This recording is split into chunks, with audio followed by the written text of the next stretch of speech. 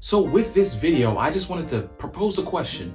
What if Starfield was just alright? It comes out, it's functional, it is everything it's saying is gonna be, but, reactions is just alright. And when Starfield does come out, I think it will be a little bit unfair to judge this game super fast, and we should probably give it some time. But when you slap a $70 price tag on something and years of hype, you have opened a Pandora's box that not one man can close. Hey, what's up everybody? Thank you for clicking on this video. Please hit that like button, that subscribe button. It really helped the channel out a lot. And let's get straight to it. Hope you enjoy. Starfield, Xbox's final frontier. Not really. If they work the Activision deal, I think they can come out pretty strong actually. But that don't take away from the fact that people have a lot of hype for this game specifically. And any game with a $70 price tag is just going to have a lot of hype for it. But this game specifically, people are looking at to be 11 out of 10 game. And rightfully so. A lot of resources are going into this game, and it's coming from a studio that's worked with open world systems like this for a while now, and it's proven to put out heat repeatedly. Some people saw the trailer in Starfield and felt that the gunplay was a little bit too archaic, but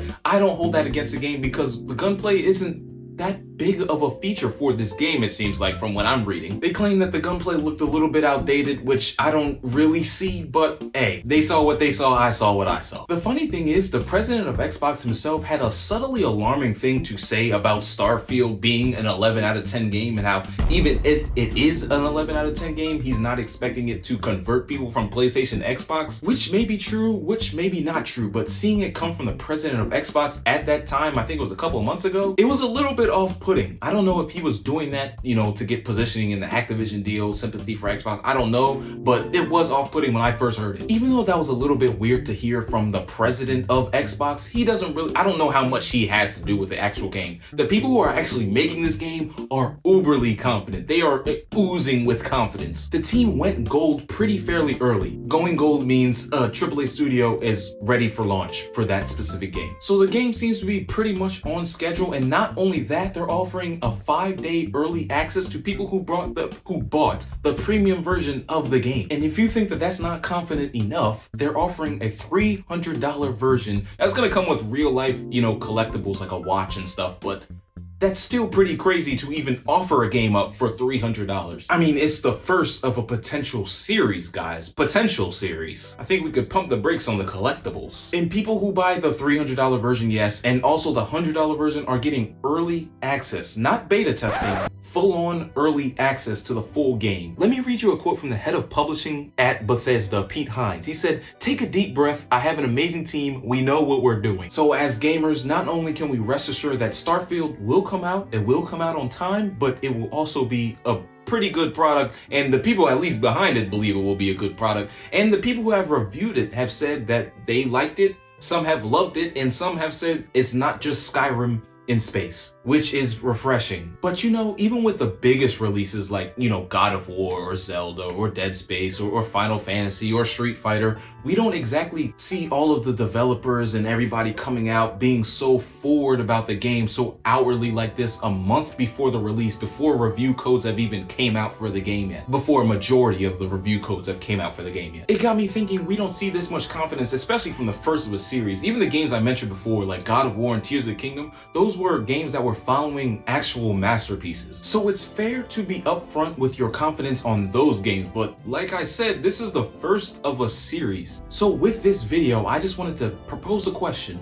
what if Starfield was just alright? It comes out, it's functional, the game is everything it's saying is gonna be, but reactions is just alright. But let me explain, because you might be thinking to yourself, well, this game is hyped up. It was Xbox's #1 game of the year. Maybe Xbox's #1 game of the past couple years. This game has more pressure and expectations on it than LeBron James did at the 2003 NBA draft. So if Starfield is just alright, do we just throw our hands up waiting for Star Wars Outlaws, Spider-Man 2, and Super Mario Wonder? Or could this be, unfortunately, Xbox's last dance? Of course, I don't want it to be, because I love the 360. It had so many games on it, and the variety of games that you could get on the 360 was crazy. The 360 was flat out just better than the PS3, which prompted me to get an Xbox One. And the Xbox One kind of went into the home entertainment system kind of direction and was lacking in almost every game category. We sat on the sidelines for 2018 and missed a lot of games, which kind of solidified in my mind to switch over to PlayStation for at least the 5th generation of consoles. But now I'm looking back over the fence at my old backyard and seeing that Xbox is kind of, you know, gathering up the troops, firing up the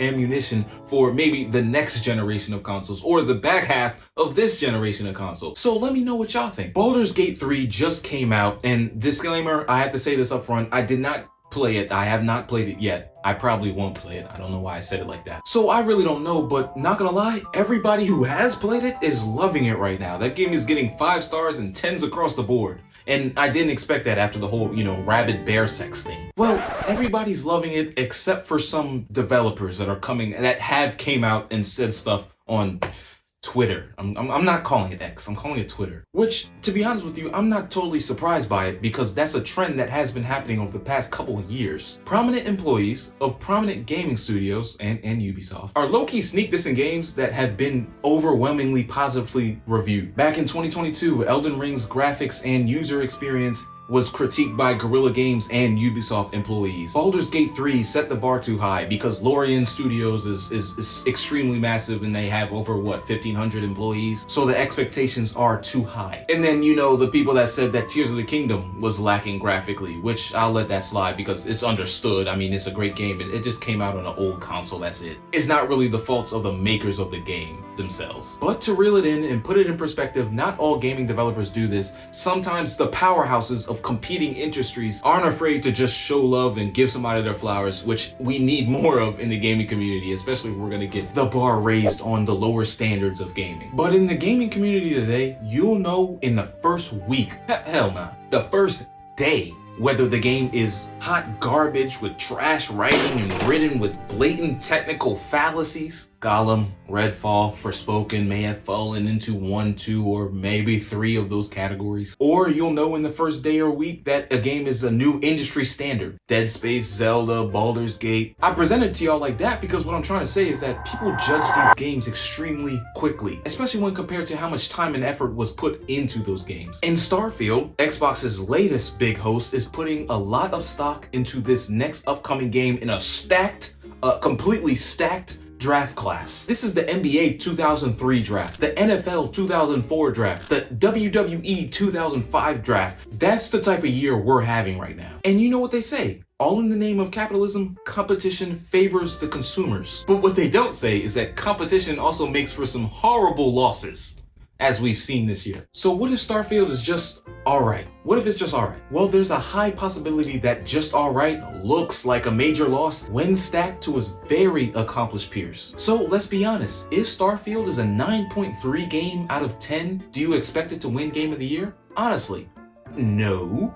I think Starfield might just be a 9.3 out of 10 type of game, and I still don't think it would win Game of the Year because we got an 11 out of 10 game with Tears of the Kingdom. And the day of reckoning, October 20th, has not come to us yet. That's the day Spider-Man 2 and Mario's Wonder release on the same day. Very rarely does a game get a mid response nowadays. The only lukewarm response I've seen from a AAA title this year was from Final Fantasy XVI. And that might be a sentiment that the developers may share, as they claim that the game did meet the expectations in terms of sales and everything. It just didn't reach that higher range of expectations and sales, the highly hoped for expectations. And I'm sure the community loves it and everything. It's just that in the broader gaming community, I just didn't see the long-lasting splash that I anticipated that it would have made. So scratch out the possibility of just a mid reaction, because with all the hype we've been getting for this game, there is no shot that we're gonna get a lukewarm mid reaction for Starfield. Game development is hard, so there is an argument to be made for the fact that the community might be asking for a lot from these developers and studios. And the reason why I say that is because we see all the time unions being formed over this type of stuff, and just the fact that some developers are flat out saying that online, that game development is hard, is expensive, and to cut them some slack. And no, personally, I have not made a game, but what I have done is work with animation, 3D animation, 2D animation.